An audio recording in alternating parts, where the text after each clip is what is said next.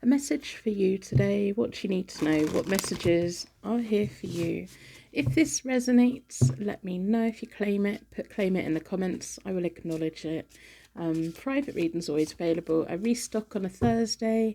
When my readings are sold out for the week, they'll be restocked again on Thursdays. So, what does the universe want you to know right now? This has found you right now for a reason. Transformation. A time of wonderful transformation for you, glowing up, letting go of the things that don't serve you anymore, feeling like you're not tied down as much anymore either. I'm going to pull some letters. Now these letters, initials, can be symbolising you, or they can be symbolising people around you. If the reading resonates, but the letters don't really mean anything, make a note of them, because they may come in the next few weeks. Someone may be getting a job at a bar, going on a date in a bar. We've got a fee, C, FM, and bar. So I'm going to do a Celtic cross. What do you need to know? What messages are here for you? What do you need to know about this transformation? Letting your hair down. It's been a long time coming. So in my Celtic crosses, I don't read reversals because it's all about the card placement. The first card is all about you looking for the rewards in life with the Four of Wands. It can symbolise marriage. It can symbolise people celebrating your wins in life, house moves, graduations, promotions, all of the good things. Just remember that you're still building the foundation. The foundation is there, but over time, it's like a stepping stone. So if it's into a relationship, it's a part of the stepping stone of a relationship. If it's a house move, it's a stepping stone. You still need to get settled in, and you still need to build on it, and you still need to plan it, and you still need to set goals and everything. Yeah, you still need to put the work in with the Eight of Pentacles. If you've been thinking about self-employment or a change of employment, promotion in any way, now's the time to do it. If you've got natural born skills, it's time for you to start making the most of it. It feels like a step up in life. And it feels like you've been held back with that transformation. You've been in this cocoon and now you're stepping out into the world. But it's not just you. People around you can see it. People around you are happy for you. It feels like there's somebody on the sidelines who's like, yes, finally, they're doing it. They're going for it. Around you, you really are letting go of the past with the Five of Cups. Letting go of what has been and gone. This is coulda, woulda, shoulda. This is what's waiting for you. And it's been hard to let this go. And you're still in the process. Every now and again, you'll pay respects to the past, but you have to remember to keep going for what is there. The path that you're on, you're being naturally guided forward. Here are the Two Cups that are in the Five of Cups. You're in control of your navigation, you're cleansing, you're forgiving, you're making peace with the world, you're making peace with yourself, you're making peace with the situation. I do feel that there's somebody around you that's really very happy for you, and I don't know if you've seen it yet, but it's almost like taking me by surprise. You're like, gosh, I didn't realise that they were waiting for me to do this. I didn't realise they'd be so happy that I am doing this. In recent past, we've got the other marriage card, which is the Hierophant card. I'm not picking up marriage or love within this reading. It's more of a life purpose and a life path reading. That's what it's feeling like.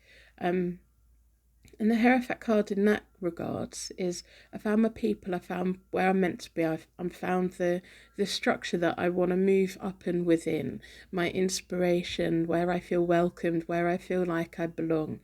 It can be stepping into a college, a university, a new job, a place of worship, a place where you feel motivated to improve yourself, and everyone within it are at their own pace. There's people above you, there's people below you, there's people on your same level, and everyone is inspiring and working together. Yeah, so opportunities to come, open up new paths for you. The Three of Wands or the Three of Rods within the Morgan Greer Tarot deck is all about looking towards the future, newfound lands, anything is possible. The things that not that long ago you thought you could not do, you now know that you can. It's this sense of I'm not holding myself back anymore. I'm not limiting myself anymore. I'm going to make people see my worth. And if they're not going to see it, there's something better out there for me. I just need to find it. I need to open my path to it.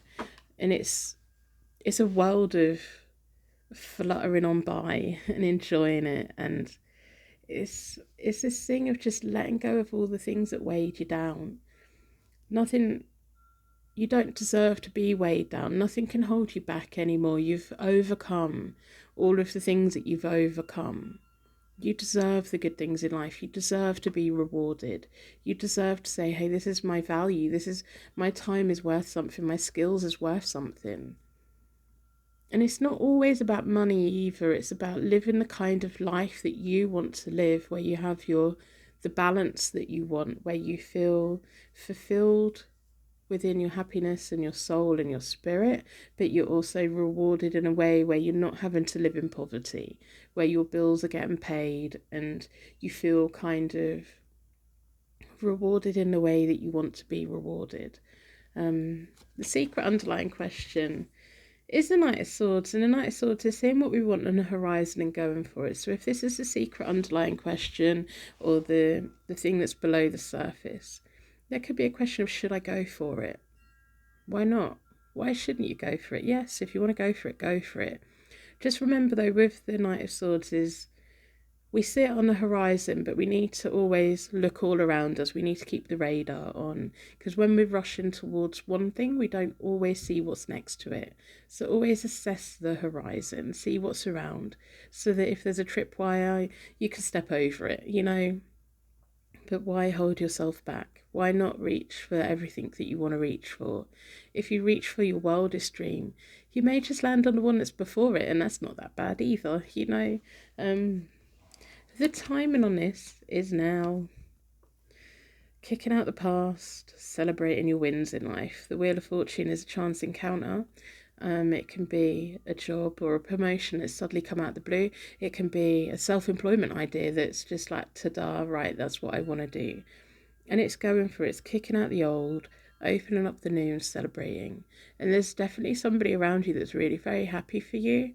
And I'm feeling that sense of surprise of, I never thought that person would be happy for me. I never knew that person was taking notice of me. So, attainment, the Chariot, taking control of your life. Taking control of your life. Taking control of what you want out of life. Moving into a management role, a supervision role, being a guiding light for other people, recognising the skills that other people have and bringing them together. The thing that says, like, you know, the films Ocean 11, where they bring together the crack team to do the hoist that they're going to do, and it's recognising all the skills that everybody has, and it's like a motley bunch of people, but they're all successful in their own kind of way, and together they can make things happen, and you're the one that's coordinating it. Not that I'm like recommending going robbing a casino or a bank or anything like that, but you're the one that you can recognise the skills in other people, because when you recognise the skills in yourself, you then start recognising the skills in other people. And then the outcome is the Five of Swords, picking your battles wisely. So this is a stepping stone in life. This transformation is a stepping stone, and it will be coming to, well, what do I want next then? So the phase that you're in isn't forever, and that feels a little bit scary and a little bit worrying. It's like, but I would like it forever. No, it could be for quite a grand space of time, you know, but it's a stepping stone. It's to what is next. If you're in a situation where you want to have a side hustle and employment, there's going to be a point where you have to pick which one is more beneficial for you, pursuing the career that you're in, or is your side hustle at some point growing so much that it's sustained you in the way that you want it to. And there's going to be a choice with picking your battles. What are you going to be walking away from? What are you going to be fighting for harder than ever? And what is the best one to put all of your energy in? And you can't answer that yet, because you've not got to that bit yet. So once you are at that bit, you will naturally know which path is more rewarding for you. At the moment, it's very rewarding to be pursuing the two alternatives, it's like balancing it out. Anything is possible, and allowing yourself to find which one is the better one for you without giving up either. There's no leap of faith here at the moment. It's a feeling of, can I do this? Can I really do two things at once? Yeah. Short term, yeah, absolutely you can. But there will be a natural point where you then decide you're putting all of your energy into one of them. And I don't know which one it is yet, because your journey that you're on at the moment, for however long it lasts, it could last a year, 5 years. There's value in the journey that you're on, because you're going to be learning skills in both things that you're doing. And if it's not a side hustle, then it's learning. It's like working, but also doing something for you that's rewarding for you. Learning, like course, education in some kind of way, a side hustle in some kind of way, a hobby that you think at the moment you can't earn any money from because you don't know enough. It's like you're dividing your time between two things, having to pay the bills and having your wildest dreams come true. So I think as time goes by, you'll naturally know which one is the best one for you. And if it's education, it may be the education is going to put you up into the next. It's going to break that glass ceiling, and it. Whatever happens and wherever you end up to be, it's going to be better than where you are now. So enjoy where you are now, because you're not going to be where you are now forever. But you're going to be there for a while. So enjoy it and stick with it and don't give up on it, because there's this feeling of the butterfly doesn't go back into the cocoon. The butterfly flutters around and does what the butterfly does and enjoys the process. So that's what I have for you. I'm going to wrap you in a massive bubble of protection so it aims to take you anyway. And thank you so much for being here with me today. If this is your reading, please let me know. I'd like to know the right people have got the right reading. If you're on YouTube, this is the Secret Purple Heart Gang. Little chitter chatter. I haven't done one for a while. Rosie's still poorly.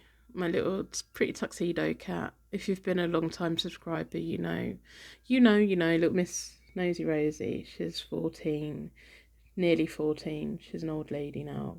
She's terminally ill. So my uploading has been a bit all over the place. Kind of been juggling content and private clients, and my diary spaces are a bit limited at the moment. Last week, I genuinely thought she only had one weekend left in her. She was deteriorating, and I was just looking at her thinking, yeah, a few more days. But on Sunday night and Monday, I was looking at her and I was like, no, she's turned a corner. She started eating and drinking again, and like today, she's had quite a big walk around the garden, sniffing everything and chewing the grass. And she's on my bed at the moment, sleeping. And I don't know if she'll make it to her birthday, which is in June. But we're just giving her the best end of life that she could possibly have. She's not uncomfortable, and I don't think she's in pain. She just sleeps a lot, and she runs out of energy pretty quickly. She's still very bossy. She's got me in the routine that she wants me in, and she slept in my room last night, and she jumped off my windowsill onto my shoulder, and I'm like, the vet told you not to jump. She won't listen. And then she's like, oh, sorry, I didn't mean to wake you up. I thought, yes, you did. And then she climbed over my head. And then she settled down and went back to sleep again. And the day before, while I was asleep, she'd knocked all my tarot cards over. So she was doing something in here while I was asleep. So, yeah, I just love her so much. I'm just gutted. I'm really gutted because she's 14 and that's pretty much a life expectancy of a tuxedo cat, apparently. And she's getting loads of little white tufty fluffy bits. Seems like her winter coat has been coming out and it's been regrowing in speckled white. She looks so old, but she still feels so young. And just taking each day as it comes. The vet is absolutely amazing. We've like got an amazing fair, and we've got the plan of action of what to do and everything. She talked through all the options, and as a family we decided the path that we needed to go on was best for Rosie. It's just sad, isn't it? And I very much doubt we'll ever get another pet, because I was just sat in the garden with her the other day, and I just thought, whatever cat comes to live here after her, I will always think, well, they're not Rosie. They're not Rosie. They're not anything like her.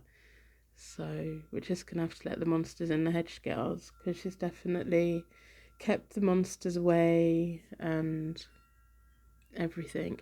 And then when my daughter was here, because my kids are adults now, when my daughter was here, because we're British and we've got kind of a bit of a dark sense of humour, she's like, oh, she's probably just on a swindle to get all the best food, because at the moment she's eating tuna and she's eating all of the most luxury food that, because I'm not bothered about what I feed her now. So she's just eating the best food that she could possibly have, rather than what she should have, if you know what I mean. It's like Christmas every day for her at the moment. And my daughter's like, she's on a bit of a swindle. And I was looking at her thinking, this will probably go on for 2 years now. Now that she's worked it out, all she needs to do is go, oh, I don't have any energy for a couple of days. And she gets bowls of water brought to her, catered to her every whim. But then again, she could deteriorate very quickly. So it's just very distracting with my energy. So I'm being very realistic with my time. I don't want to be putting readings out when my energy is just not in the right place, because the readings will not make any sense. And I'm limiting the amount of clients I'm taking on, because I have to read while my energy is in a positive place, because that's the best thing to do. Because otherwise it just doesn't work. I need to be able to tap into the energy that I need to tap into. So thank you for understanding. And hold on to your pets very dearly, and the ones that are not here anymore, they never leave. They're always there. They're still watching. They're still around you. They're always in your heart. They're always around. They're just amazing, aren't they? We don't deserve animals. We really don't, because she's such a pure little soul. Honestly, she's a little diva and really cheeky, very bossy and naughty sometimes, but really she's just very sweet and lovely. So I will see you soon.